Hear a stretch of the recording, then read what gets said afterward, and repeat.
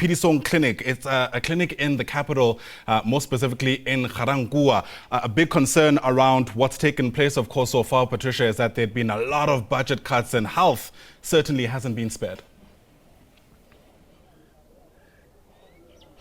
Definitely, and communities on the ground in areas such as these often feel the pinch where they're not getting the quality services that they need, that they deserve.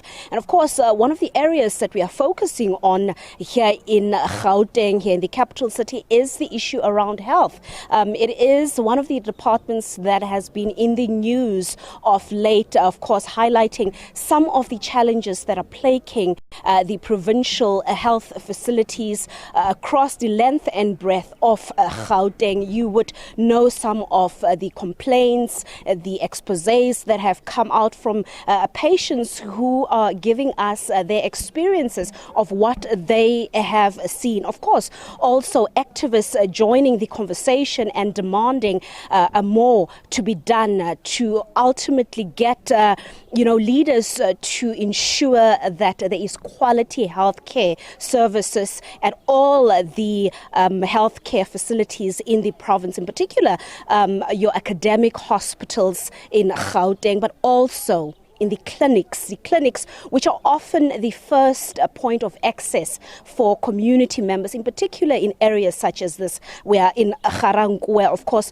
earlier on Morning Life, we were at Phedisong 1, and now we are at another one. It is 4. It is a much bigger one than the one where we were earlier, and there are a lot of challenges that persist. Earlier, and that is yesterday, there was a community engagement in this particular area where the Portfolio Committee on Health in the Gauteng legislature gave feedback, and they gave a presentation on, of course, their performance in the past year, and the money that has been spent and where was it spent, how was it spent. Of course, they highlighted that about 98% of their budget was spent and over R1 billion was not spent. This is something that was raised as a point of concern by community members who are saying, while there are such glaring challenges at the health facilities, why would there be a situation where R1 billion is not spent? Because we also spoke to the MEC in Gauteng for Health, who indicated that her department has asked for more funding, and they hope to see whether that, of course, will be included in the budget that will be tabled this afternoon. But I want to bring in a community activist, and that is Koketso Modiani.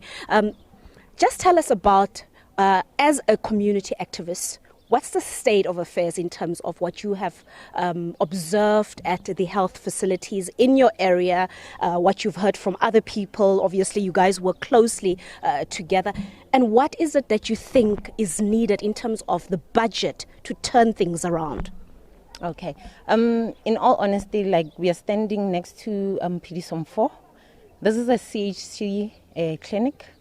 But let me just inform you that the state of our clinic is just not satisfactory. You look at the filing room, people are forever complaining about the long waiting time as they need to receive their files. It's because there is no space whatsoever. Look at the issue of understaffed people. There are a few nurses who are really overworked, and that also affects the service delivery in our clinics. And now the department is very much aware that we need more staff. This is not an isolated case, but it goes across the board. But what are they doing? That is the question we are asking.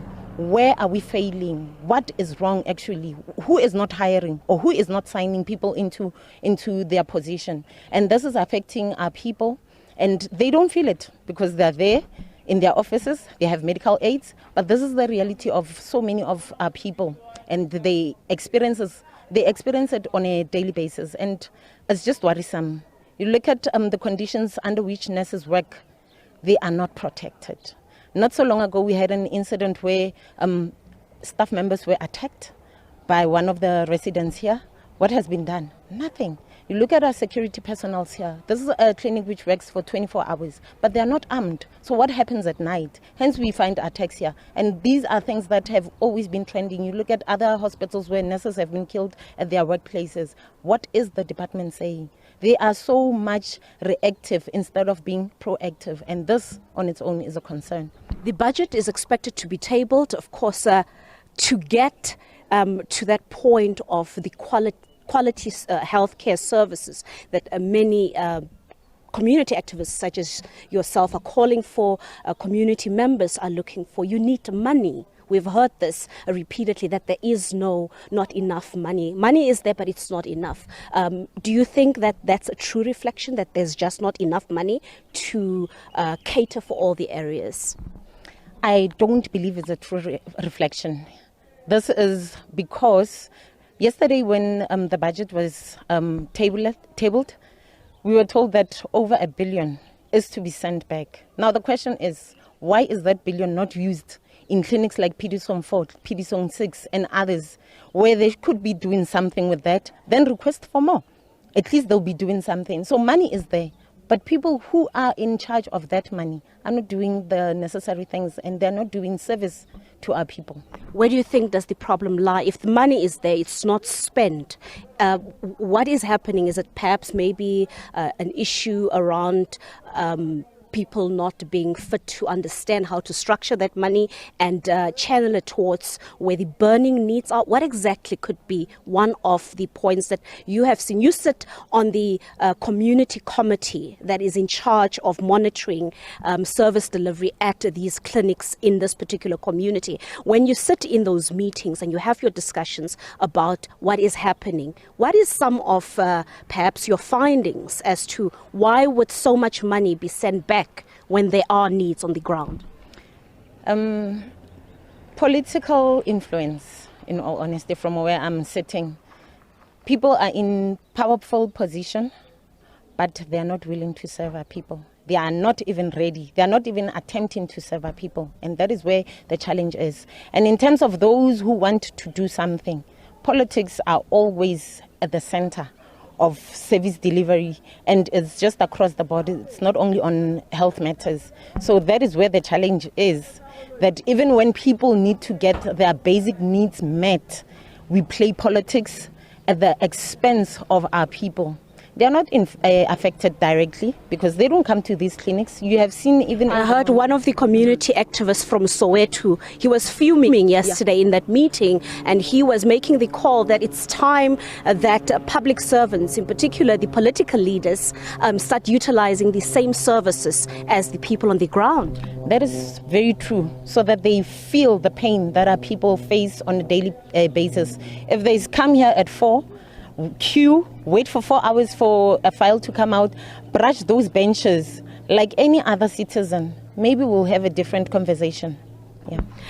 What do you think are quick wins that you think that maybe if they do 1, 2, 3, 4, use this budget that they have, use the money that they have, what are quick wins that you can say these are low-hanging fruit? You don't need so much money to turn things around there.